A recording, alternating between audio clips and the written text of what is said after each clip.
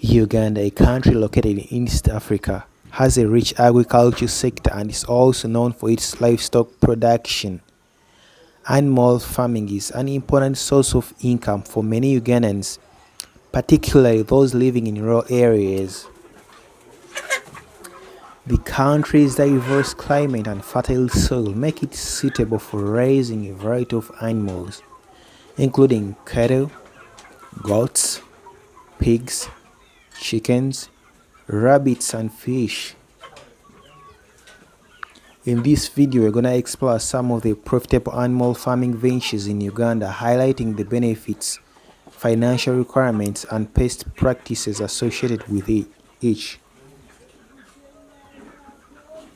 Whether you're a seasoned livestock farmer or a beginner, this video is gonna provide you with valuable insights into the animal farming industry in Uganda.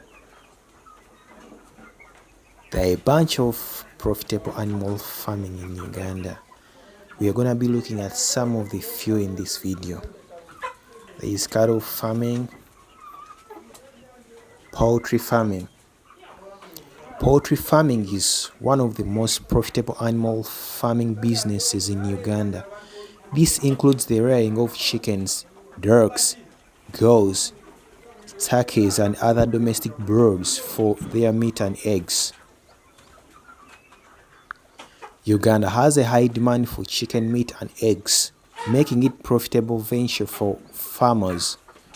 With low startup cost and high return of investment, poultry farming is a suitable option for small-scale farmers in Uganda. It's very important to note that proper housing, feeding, and health care are necessary for the success of the business. There is beekeeping too. There is also sheep farming. Sheep farming is another profitable animal farming venture in Uganda.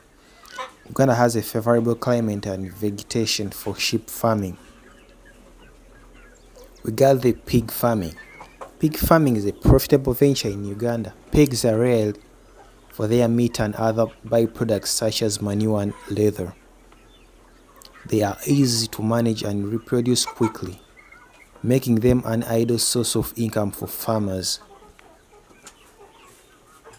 To start up a big farming business in Uganda, one needs to have a good understanding of the market demand and the necessary equipment and infrastructure. The most common pig breeds reared in Uganda are the large white landrace. Their proper nutrition and health management are crucial to maximize productivity and profitability. Pig farming also creates employment opportunities for people in the value chain, from feeding supplies to butchers. Rabbit farming. Rabbit farming is becoming increasingly popular in Uganda due to its low startup cost, low maintenance requirements, and high reproductive rate. Rabbits are prolific breeders and can produce large quantities of high-quality meat and fur. They also have a fast turnaround time, with rabbits reaching market weight within 3 to 4 months. The meat for the rabbit and fur is growing in Uganda with a high demand for their lean, healthy meat. Rabbit farming is also environmentally sustainable, as rabbits have a low carbon footprint and produce minimal waste. Rabbit farming can be done in small spaces, making it an ideal business for smallholders or urban farmers.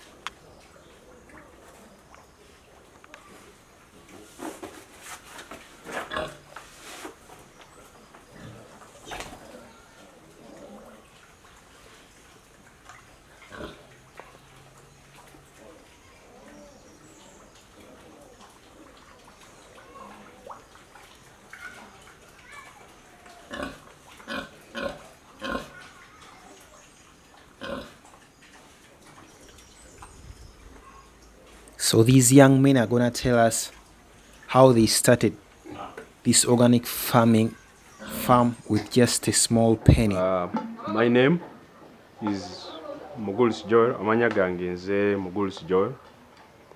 nga ndi farmer ate musawo w'ebisolo. Ndi musajja mulimi n'omulunzi. Natandika okwagala ebyobulimi nga ndi mu P6 nga ngenda mu P7 ejjinja. Jinja eyo yewaffe. Nazaalibwa mu Jinja Central Division mu Jinja Main Hospital. Aye ng'ewaffe Kamuli ndi Musoga. So from there natandika okusoma nga ndi P6 kwa Lukuba East Primary School Walukulatis Walukuba Estate. Essomero eryo twali lya primary naye nga liri mu community, so estate nga mwensomera. And I loved agriculture a lot. So during my P7 vacation natandika bu demo gardens at home. I used to plant my vegetables. I made into byange with my friend is called Itakoze Chibi Emma. From there, when results came back, Mzee wange Mr. Chitimbo Moses yantwala ku Jinja SS nitandika okusoma mu senior 1F. That was around 2011. Yeah, 2011. Twalina Mr. Sabwa Thomas mukwano gwange naye is a professional teacher and a good scientist. Nanjoininga mukunjoininga twatandika okukola. We found a body which was called Busoga Development Foundation. That was Busodef under the Chawazinga-ship of Busoga nga twajoininga. So from there twalingirira which national body that sobola okukola ebenga egaita it unites all the students at that time who were in secondary school, because at that time we found the Busodef, which was the Busoga Development Foundation. From there I met Mr. Wamanga. He's now in ICT clubs. He inspired me a lot in my agriculture. That was, he was using ICT at that time. And Mr. Chole Richard Kato of Gayaza. So Wamanga encouraged us to continue with the dream we had. So I, Sabwa Thomas, Abdallah Waz, the late Kagwa Arthur, the late Saidi Baban, the late Okumu Darius, may their souls rest in eternal peace. Twatandika okukola nga tulima. Twali tulina background nga tetuli bulungi. Twalina Saidi yafa bamutira ku Dams Water, yali azanya rugby. Ababiraba mawulire mwabiraba. Nze nakuŋŋaanya abaana ku Jinja SS ne tukwata bus. Twalinanga Mr. Mushiyo n'atuwa bus n'abaana ba rugby nga Saidi amaze okufa. Twamuzika Lugalambo mu Majani. Ne bakwano bange abala baafa ne twatandika nabo ekibiina. Ekibiina ekyo osooka bali bakiyita UNSF WPP, bali bakiyita Uganda National Students Witness Protection Program. Ekibiina bwe twakikola twalowooza nti twalina ideologies nnyingi ng'era tuli bato. Olwokuba tetwalina support, tetwalina capacity ekola bintu bino, tetwalina abantu bali babayinga ideas zaffe n'okutuinspiringa n'okutusponsoringa tugende mu maaso. Tulaba twetandikira okwagala ebyobulimi. Yali vacation yange ya P7. Nalima nengulanga emiti, nzijukira Mzee Joshua ne mukyala we nabalina nursery bed eyo Walukuba miti gya tobacco nga ngulayo emiti, obuti nga nteeka waka, nima mu biveera mu mu bibox. Tandikira osobe nagenda ku Jinja SS ne tukola Uganda National Students Farmers Association. Tukola body eyo nze ne bananga abo benanyonyedeko emabega abamu abagenza abaafa n'abalyoka akati. Twali tetulina resources zimobilizing body eyo. Kino kyaffe twali nti twali twagala ba students bonna abakola agriculture mu Uganda mu secondary schools tubeere n'ekibiina ekitugatta nga kiri national. Twayagala tubeere ne network nti abaana abali eggulu n'abali e Busoga n'abali e Bulango n'abali e Mbarara baba alimye amatooke nga tulina kye tuyita marketing board. Era twawandika articles of association ekibiina kyaffe ne tukiwandiisa mu Jinja district okusooka. Era kyali registered ne Walukuba ntuddamu ne tukituwandiisa nga tuyita mu secretary general waffe yali Mr. Sabwa Thomas. Twawandiisa board eyo ne tugisupportinga body yaffe eyo ne tukola. So from there twakola ne tukola innovations nyingi, twalunda obumyu ne tulunda embizzi ne tubyagala ne tukola research ne tukola ne Facebook page gyeri ku net abagiraba. It's Uganda National Students Farmers Association. Era mu 2013 nakola ko documentary bagita Walking into My Dreams, ebintu bya bino byentambuliramu. Ngandaga ensi nti fire bino tetubigwamu bugwi, twabyagala kuvadda. Era ffe dream yaffe abasinga mwalimu abayagala okubeera ba marine biologist, mwalimu abayagala okubeera ba vet nganze, mwalimu abayagala okubeera ba crop scientist. Twegombanga nnyo abasajja babakola mu Naro munna Greek the innovations ze bakola ebiseera bye batu inspiring. Tuina kakati tuli ku rabbit project yaffe eno ya Bomif. This is Bunakija organic mixed farm. Farm yange nje nakola ni bananga balala bonna wamu. Kakati abantu enaku zino beebuuza nnyo rabbits. Every person is talking about rabbits. Why rabbits? One, if you are going to go into rabbit farming, the capital, you have ne capacities of oina. Ekisokera ddala totuyide ekyumba kino ng'okizimba, the housing, there should be enough aeration. Of course, there is the choking of the ammonia into the rabbit from rabbit urine. Bulina okufuna empewo emala bulina okufuna empewo emala okulaba nti tebufuna problems ezo ez'omusulo n'ebirwadde ebyayinza okuvamu. Kakale tuba tukazimba tekako gano amabaati ge mulaba gano. Mabaati gano, these iron sheets, mulabako gutter, you are seeing the gutter ne flames zino. Kati it means that when they urinate wawe bufuka omusulo guka muno mu gutter ne gukeetu gusolokeza kuba remember rabbit urine it's one of the best. Nakati with this tutunulira when we are constructing olaba we first put the hard mesh, this wire hard mesh, then we put the soft one. When we put the soft one era oboka tunulide bekapama obusabuyita muneka nakatimba tekasa kukutuka tekasa ya obumyu bwaffe kosinga mbagambye. First of all, we are on the housing. It should be free from all the disease causing organisms ifeza tugamba abasawo. Oshtegede bulina okuba nga buli constructed very well, nga cage unit nungi, of course buli protected from the rats, from predators, kuba emmese zimanyi okulya buno obwana. Kevin leta box eri omumwe buzalira zimanyi okuyita muno ne ziri obwana. Kati nga wano tosateekamu kamika ina bwana emmese yingira nebulyamu amaaso biki. So olaba buli protected oba obulaba operating kano kandagowinga surgery kaneno oba okalaba era kati kagenda kawona okalaba twakalongoosa kano kintu kya gundi kya bakayita wana abantu babuleeta nembukolako ne babutwala okalaba ne kati mukama akayambi kagenda kawona.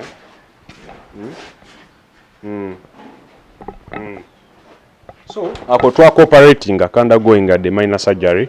Let box mulage on Sunday maybe they eat pellets ngojolanga tubuwa.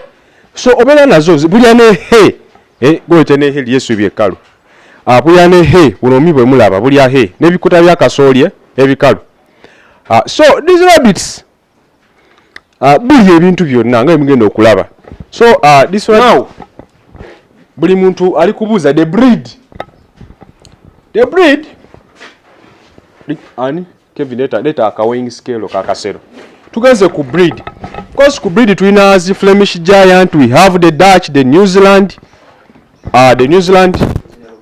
okay tuina the Dutch, the New Zealand white, of course the local, the native rabbits, the chinchilla, the Angora. There are a lot of rabbit species, but in the law of breeding, you are not allowed to invent your own breed. Maybe not a rabbit breed.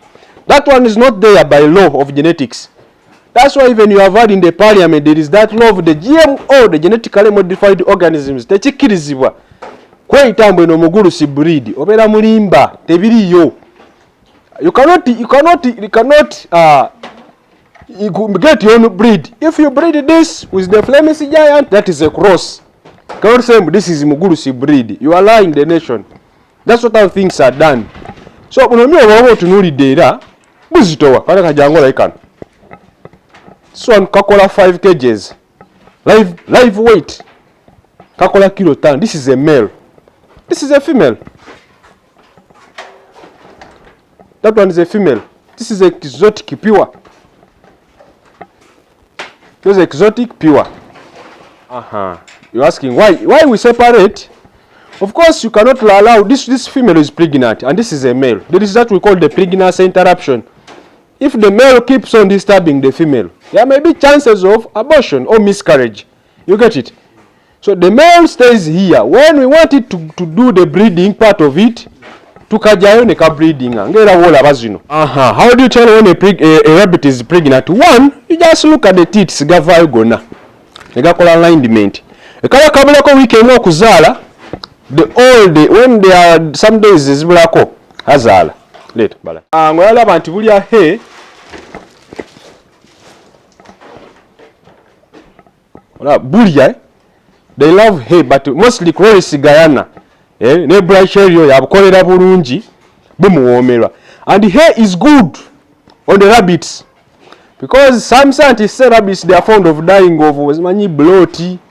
But because something which you have not practiced in at times you may read in the books, but have you practiced? So hay is one of the best feed we can give to rabbits. Hay all process ya hay abafama bajimanyo subi no likaza bulungi nga china nutrient no conserving liba dunje. Then greens, of course greens they are fond of having the toxins mostly which kill these rabbits. If you go into the anatomy and the physiology of these rabbits, the vets they know. There is that part on the intestine where they call the fundus colli. When they are doing the postmortem, you will find when the all intestines are black in these rabbits, babu have the toxins there. Toxins in feeding are coming about that when a rabbit is pregnant, what am I supposed to feed? You continue to balance your nutrients and the medical program if you are to get. Of course, the gestation period is 30 days. Other rabbits even they can go up to 35 if you have researched. 35 days they don't exceed there. Let this one be clear. There is no rabbit which produces today and gets pregnant. If you are there, you come. We debate. I repeat, there is no rabbit which produces today and it becomes pregnant. When your wife produces today, does she become pregnant that very day? If your cow delivers today, does your cow become pregnant that very conceive that very day? So those are the local myth. So they can feed on hay, give them access to clean water, the soluble vitamins. Although my farm is saying Bunakija organic. There is no way I will be organic and I say run away from the drugs. But the best you can give the water soluble drugs, even the injections, they can work where the need is. But the challenge why African rabbit market is being denied worldwide is we have failed to respect what we call withdrawal period for drugs. If I inject it today, the other week I want to slaughter. On the types of breeds of rabbits, there are no rabbits right over Faransa. France or Faransa, those are just origins. So tell your breed into Faransa, Wakadachi, Katuna Gamante, Kana Uganda, Kaindi. No, those are just origin, but the breed maintains, the breed remains the breed. Even if you get here a Jersey and you take it to US, it doesn't become a Ugandan breed. Its origin was where? In England. Maybe. Yeah. So, osigala nyonya breed to Jersey sigala Jersey, brown Swiss sigala brown Swiss monte. New Zealand white sigala New Zealand, cross sigala cross, chinchila sigala chinchila, Angola sigala Angola as the breed. Over tell you, Mumugurusi breed, Mubomifu breed. They are not there. Now in breeding, there is what we call sex determination or sexing. When you want to tell that this rabbit is a male or it's a female, you make it lie on its back. Mukakwata. Take our name. Kono go mkono no jira bot. Bekajayo bwekati. kaba kasajja kajjayo pensi yaako bwe kati ebeera v shaped wano nga kino